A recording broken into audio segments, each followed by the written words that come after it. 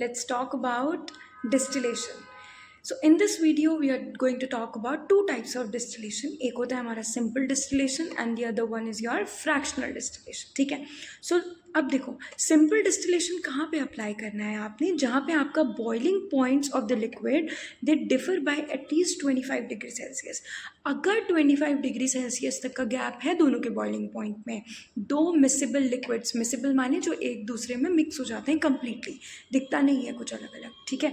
तो जैसे कि हम बात करते हैं डिस्टिलेशन की, तो इस प्रोसेस में एक्चुअली हो क्या रहा है, इसमें आपने लिक्विड लिया, आपने लिक्विड को हीट किया. ठीक है, आपने लिक्विड को हीट किया, उसके बाद आपने क्या बनाई, उसकी वेपर बनाई. आपने उस वेपर को कूल डाउन किया है यूजिंग कंडेंसर, मैं आगे बताऊंगी.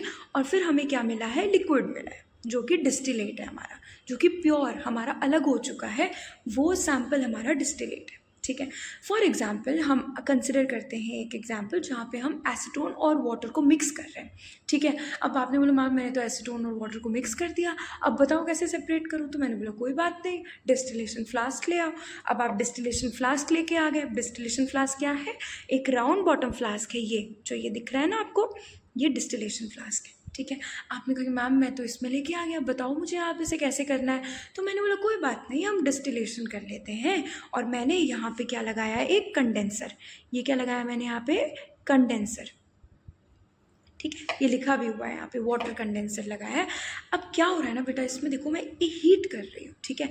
पहले तो आप ये नोट करिए कि एसीटोन का बॉइलिंग पॉइंट 56 डिग्री सेल्सियस है और वाटर तो हमारा 100 डिग्री सेल्सियस पे बॉयल होता है. ठीक है.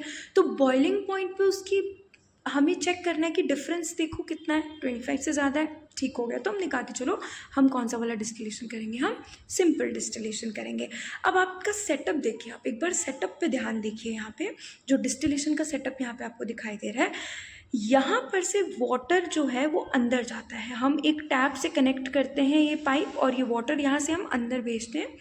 ये वाटर इस कंडेंसर में रन करता है और इस आउटलेट से बाहर आता है. समझ रहे हैं, इस आउटलेट से बाहर आता है. ये पानी क्यों चला रहे हैं हम, पता है आपको, ताकि जो यहाँ पे जब हम बॉईल करेंगे तो जो वेपर्स बनेंगी ना, यहाँ पे वेपर्स बनी बनी बनी यहाँ आई, वेपर्स को ठंडा भी तो करना है. समझ रहे हैं, वेपर को ठंडा करूँगी तभी तो लिक्विड बन के वो यहाँ गिरेंगी. समझ रहे हो. तो जिसका बॉइलिंग पॉइंट कम होगा उसकी वेपर सबसे पहले बनेगी, वेपर पहले बनेगी तो कंडेंसर पे जाएगी, कंडेंसर में जाएगी तो वहाँ पे क्या होगा, ठंडी हो जाएंगी. तो वेपर अगर ठंडी होती है तो क्या बनाती है, लिक्विड ही तो बनाएगी. तो लिक्विड बना के हमारा यहाँ पे हमें क्या मिल गया, हमें हमारा वो वाला कंपाउंड मिलेगा जिसका बॉइलिंग पॉइंट कम है. अभी इन दोनों में से बॉइलिंग पॉइंट कम किसका था, एसीटोन का.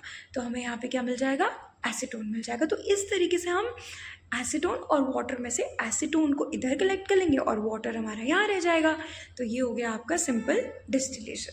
अब coming on to fractional distillation. अब फ्रैक्शनल डिस्टिलेशन और सिंपल डिस्टिलेशन में क्या फ़र्क है पता है. सिंपल में ना हमें बहुत गैप मिलता है दोनों के बॉइलिंग पॉइंट्स के बीच में, लेकिन फ्रैक्शनल में ना हमें उतना गैप नहीं मिलता दोनों के बॉइलिंग पॉइंट्स, मतलब जैसे कि बहुत पास पास होते हैं उनके बॉइलिंग पॉइंट्स.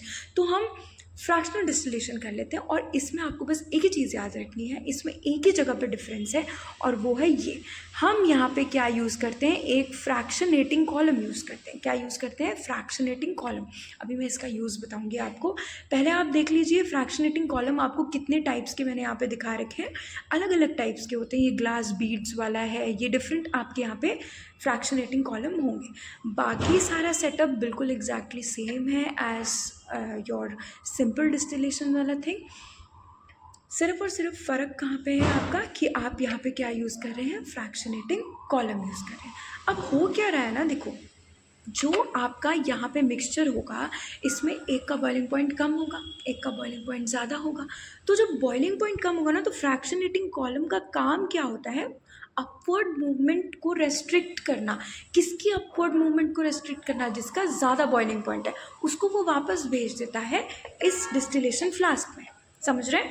तो वेपर्स जो आपके लिक्विड की बनेंगी उसको ऑब्स्ट्रक्ट करना, उसको रोकना, क्योंकि वो क्या करता है ना, जो फ्रैक्शनेटिंग कॉलम है आपका, ये रिपीटेड आपके चीज़ें शो करता है, जैसे कि आपका कंडेंस करना, बॉयल वेपर बनाना, कंडेंस करना, ये आपका चलते रह रहा है वहाँ पे.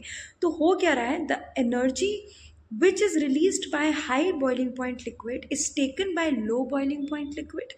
High boiling point liquid condense होके वापस आ जाता है किसमें, डिस्टिलेशन फ्लास्क में, और जो लो बॉइलिंग पॉइंट है वो इस फ्रैक्शनेटिंग कॉलम के थ्रू होते हुए कंडेंसर में जाएगा, और कंडेंसर में जाने के बाद हमें यहाँ पे क्या मिल जाएगा, आपका डिस्टिलेट मिल जाएगा। तो यहाँ पे लो बॉइलिंग पॉइंट वाला कंपोनेंट आ जाएगा और यहाँ पे वो आएगा जिसका थोड़ा बहुत बॉइलिंग पॉइंट हाई है। तो यूजिंग अ फ्रैक्शनेटिंग कॉलम हम क्या कर सकते हैं, आपका जिनका पास पास का डिफरेंस भी है ना आपका बॉइलिंग पॉइंट में, हम उनको भी सेपरेट आउट कर सकते हैं। समझ रहे? तो ये डिफरेंस है आपके सिंपल और फ्रैक्शनल डिस्टिलेशन के बीच में। So see you in the next video.